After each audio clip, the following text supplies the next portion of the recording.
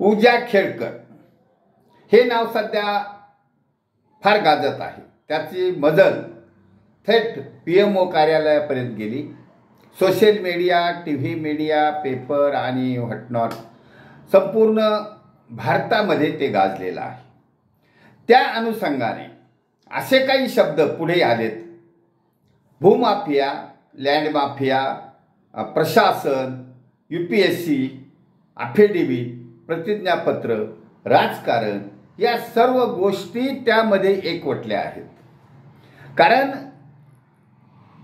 तिचे वडील आता लोकसभेच्या निवडणुकीमध्ये अहमदनगर लोकसभा निवडणुकीत कॅन्डिडेट म्हणून होते आणि त्या निमित्ताने मी पण कॅन्डिडेट होतो. त्या निमित्ताने मला त्यांचा जो प्रतिज्ञापत्र ते वगैरे पाहण्याचा योग आला. आता विषय आता गाजला त्यावर थेट अविनाश धर्माधिकारी याचं पण मत मी ऐकलं, सोशल मीडियावर ऐकलं. UPSC बाबत जे काही संशय निर्माण झाले, UPSC हे टॉपमोस्ट संस्था आहे, प्रशासकीय अधिकाऱ्याला नेमणारी संस्था आहे, विश्वासार्ह पाहिजे, नैतिकता पाहिजे वगैरे वगैरे वगैरे त्याच्यामध्ये त्यांनी पण वर्णन केलं. आता मला प्रश्न सैनिक समाज पार्टीच्या दृष्टिकोनातून प्रश्न असा आहे की UPSC ही टॉपमोस्ट संस्था आहे, डॉक्टर, इंजिनियर वगैरे त्यामध्ये कॅन्डिडेट असतात वगैरे. दे आर रिअली बुद्धीने क्रीम ऑफ सोसायटी असतील इथपर्यंत ठीक आहे. परंतु त्यांना आदेश देणारा राजकारणी तो त्या लेवलचा असतो का, असायला पाहिजे का नाही? आमदार खासदार हे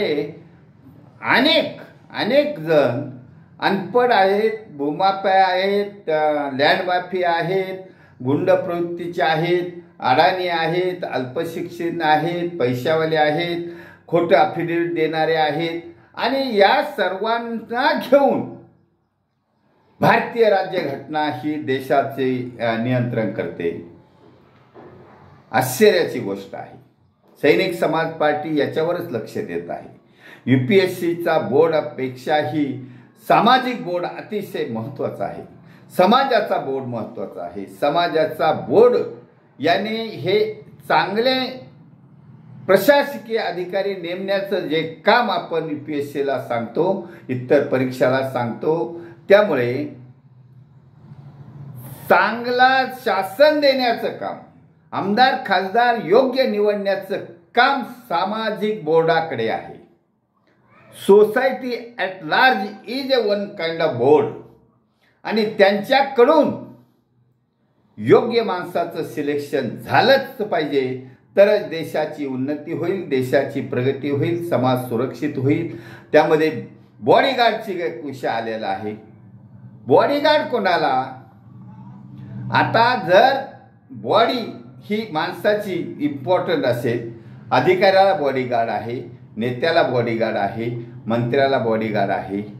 अहो, ज्या देशाची संरक्षण करणारी यंत्रणा आहे ती सैनिक व्यवस्था आहे, ती देशाची बॉडीगार्ड आहे. त्यामध्ये तुम्हाला बॉडीगार्ड कशाला? जर प्रशासनामध्ये, पोलिसामध्ये किंवा तुमच्या सरकारी यंत्रणामध्ये प्रत्येक नागरिकाचं संरक्षण करण्याची जबाबदारी असेल तर इंडिव्हिज्युअलला वेगळी बॉडीगार्ड कशाला? त्यामुळे सर्व नागरिकाला, भारतातील 140 कोटी नागरिकाला बॉडीगार्डची गरज आहे आणि ती बॉडीगार्ड नेमण्याचं कार्य सैनिक समाज पार्टी करणार आहे.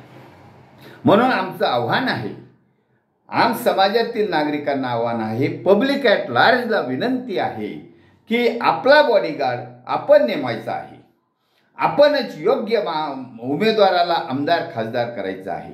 हा सैनिक समाज पार्टीचा सल्ला महाराष्ट्रातील 13 करोड जनतेला आव्हान आहे की हा सल्ला तुम्ही ऐका आणि सैनिक समाज पार्टीच्या उमेदवारांना विधानसभेमध्ये निवडून द्या, जेणेकरून तुमच्या सर्वांचा बॉडीगार्ड होण्याची जबाबदारी सैनिक समाज पार्टी स्वीकारणार आहे. धन्यवाद. भारत वर्ष की जय. छत्रपती शिवाजी महाराज की जय. सैनिक समाज पार्टीचा विजय असो.